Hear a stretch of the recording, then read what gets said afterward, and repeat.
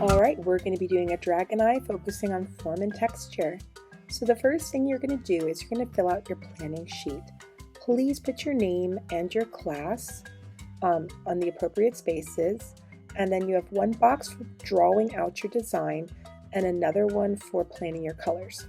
You're also going to pick one glass dragon eye, and that might help you inspire the colors you're going to use. I'm choosing to use yellow, green, and orange because I feel like these colors match the eye, and also the eye is yellow and green, but I wanted to have a contrasting color, and I felt orange was nice because it's close to yellow, but it's also much warmer. So I think it was just a nice color to kind of give some pop. All right, now I'm going to start my drawing. So I'm focusing in on my dragon eye, and then I'm going to draw what kind of pattern I want coming off that. So closest to the eye, there'll be some petal shapes, and then the other ones will be scale shapes.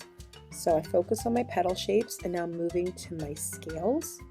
I'm just going to keep going around and drawing everything out.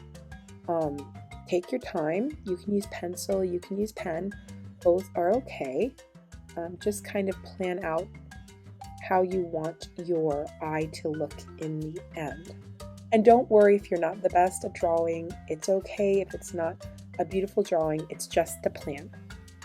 All right, I'm adding in these little dots because I felt like it needed something a little more interesting, and I think I'm going to make those orange.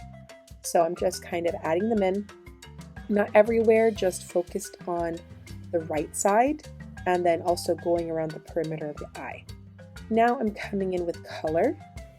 I decided I do want to have kind of like an orange lid right around the rim of the eye. All right, and now I'm going to go focus on my sentence, and I said my dragon is a garden dragon.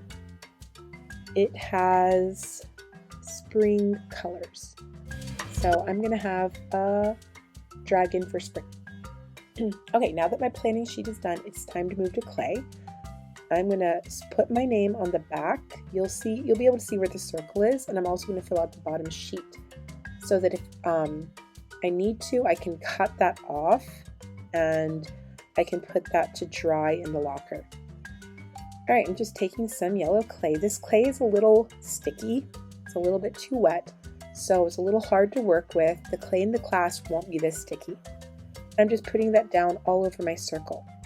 Now I'm going to take my eye and I'm just going to push it in, and then I'm going to fill in some black around the eye. But don't use the crayon, use marker, and just tap it. Don't try to like pull the marker because the marker will move the clay around. I'm just tapping the marker to let down the ink, and I'm just putting that around the eye. This is going to help the eye stand out. I'm also taking a paper clip and then putting that at the top of the eye. All right, now I'm going to mix some green and yellow. I don't want to mix it all the way. I want to kind of leave it a little bit marbled, and I'm going to start putting my first scales along the outside, and I'm going to build my form moving from out to in so that it really builds those layers of scales. Okay, so I'm just going to go around putting down my outside scales, and then I'm going to switch to a different color green, the green that's not mixed, for the next layer. And then I'm going to go back to my mixed color green for that inside layer. And these I will later shape to be more like petals. All right, so now I'm shaping them like petals by kind of pinching them. And using a toothpick, I'm going to start adding my texture to all my scales. I'm just going to add a line to them. All right, now it's time to add my details. So I'm adding my lid color in that orange. I'll add more detail later. And now I'm taking my orange and making tiny little balls, and I'm going to just put those in the same places that I added them in the picture. So I'm just following my plan with how I had things. Now I'm poking my little orange balls so that they have a little more texture. And then I'm also adding some texture to that inner eye. All right, now that my eye is done, I'm going to cut that off. if this is where we need to kind of sit it in the locker to let it dry. And once it's dry, it's going to be time to cut it off the page.